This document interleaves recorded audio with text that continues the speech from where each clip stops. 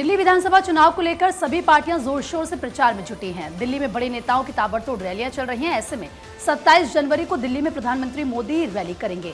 PM Modi BJP उम्मीदवारों के समर्थन में प्रचार करेंगे। तो वहीं बताया जा रहा है कि एक हफ्ते में बीजेपी कार्यकर्ता दिल्ली में घर घर पहुंचेंगे। साथ ही बीजेपी शासित राज्यों के सीएम भी प्रचार करेंगे और बीजेपी उम्मीदवारों को जिताने की अपील करेंगे। कोलकाता के चर्चित आरजीकर रेप हत्या मामले में आज संजय रॉय को उम्र कैद की सजा सुनाई गई। हालांकि सीबीआई ने इस पूरे मामले में फांसी की सजा की मांग की थी, लेकिन बताया जा रहा है कि कोर्ट ने इस मामले को रेयरेस्ट ऑफ द रेयर नहीं माना और दोषी को उम्र कैद की सजा सुनाई। कोर्ट ने महिला ट्रेनी डॉक्टर के रेप और हत्या मामले में संजय रॉय को 18 जनवरी को दोषी करार दिया था। संजय रॉय को बीएनएस के सेक्शन 64, 66 और 103(1) के तहत दोषी करार दिया गया। 31 साल की एक महिला ट्रेनी डॉक्टर का 9 अगस्त 2024 को अस्पताल के कॉन्फ्रेंस रूम में शव उसका बरामद हुआ। बाद में पता चला कि पहले डॉक्टर का रेप हुआ और फिर उसकी हत्या की गई। इस घटना के खिलाफ डॉक्टर्स ने लंबे समय तक विरोध प्रदर्शन कोलकाता में किया। अब इस पूरे मामले में संजय रॉय को उम्र कैद की सजा सुनाई गई है। आज जो संजय का जो दोषी साब्यस्त किया था 18 जनवरी 2025 में, जो आज का सीबीआई का चार्जशीट और ट्रायल का बाद आज जो फांसी का जो सवाल उठा था, फांसी नहीं हुआ। उन लोग को आमृत्यु जो कारावास आमृत्यु जेल उनको हुआ और उसी का साथ साथ फाइन भी हुआ। तीनों सेक्शन में 64 रेप में यावज्जीवन, 66 में आमृत्यु कारावास और 103A जो मर्डर, उसी में भी उनको यावज्जीवन कारावास दिया। एक ही संगे तीनों सेक्शन में फाइन भी किया। अमेरिका के नवनिर्वाचित राष्ट्रपति डोनाल्ड ट्रंप आज शपथ लेंगे। डोनाल्ड ट्रंप के शपथ के लिए भव्य तैयारियां की गई हैं। ट्रंप वॉशिंगटन डीसी के कैपिटल हिल में शपथ लेंगे।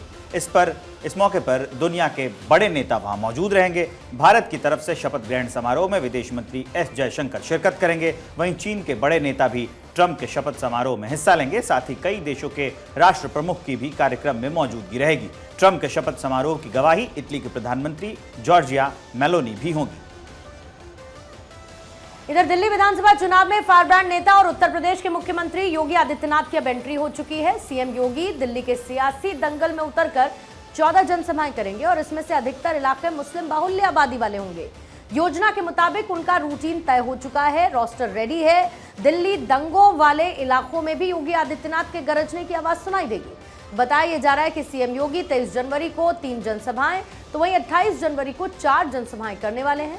30 जनवरी को 4 जनसभाएं और एक को 3 जनसभाएं संबोधित करने की प्लानिंग योगी आदित्यनाथ की। यूपी के सीएम योगी आदित्यनाथ गोरखपुर पहुंचे। इस दौरान सीएम योगी ने गोरखपुर के सर्किट हाउस में अधिकारियों के साथ मीटिंग की। सीएम योगी ने अधिकारियों के साथ विकास कार्यों की समीक्षा की, वहीं साथ ही कानून व्यवस्था की भी जानकारी दी।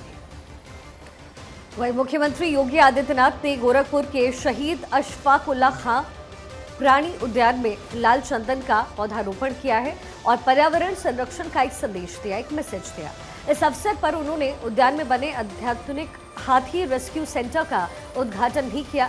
मुख्यमंत्री ने कहा है कि रेस्क्यू सेंटर वन्यजीवियों के संरक्षण के प्रति प्रदेश सरकार की प्रतिबद्धता को दर्शाता है। इस केंद्र में घायल और बेसहारा हाथियों को देखभाल और पुनर्वास की उनके लिए विशेष व्यवस्था की गई है। इस मौके पर उद्यान के अधिकारियों और स्थानीय जनप्रतिनिधि भी मौजूद हैं। दिल्ली में केंद्रीय रक्षा मंत्री राजनाथ सिंह ने डीजी एनसीसी आरडी कैंप 2025 का दौरा किया और एनसीसी कैडेट्स को रक्षा मंत्री पदक और प्रशस्ति पत्र दिए। वहीं रक्षा मंत्री ने इस मामले में कैडेट्स को संबोधित किया और उनकी सराहना भी की। वैसे तो आप सभी देश और समाज में आने वाली किसी भी आपत्ति, किसी भी आपदा से निपटने में हमेशा प्रोएक्टिव रोल प्ले करते हैं। मैं जानता हूं एनसीसी बच्चों के लिए, और मुझे बताया गया है कि आपके इस रोल को और भी इन्हांस करने के लिए युवा आपदा मित्र इनिशिएटिव भी यह प्रारंभ किया गया है।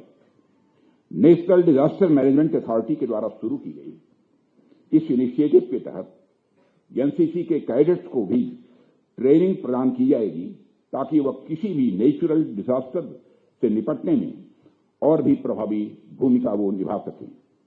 एनसीसी खुद भी समय समय पर आपसे कई सारी एक्टिविटीज करवाता रहता है जो आपके अप्रोच और स्किल को इन्हांस करती है। आपको फिजिकली, मेंटली और सोशली भी स्ट्रांग होना होगा, क्योंकि तभी आने वाले समय में आप अपनी जनरेशन को अच्छे तरीके से लीड कर पाएंगे। वहीं उत्तराखंड कैबिनेट ने यूसीसी नियमावली पर आज हुई बैठक में मोहर लगा दी है, यानी कि अब बहुत जल्द राज्य में यूनिफॉर्म सिविल कोड लागू होगा। सीएम धामी ने संकेत दे दिए कि सरकार इस महीने यूनिफॉर्म सिविल कोड को अधिसूचित करेगी।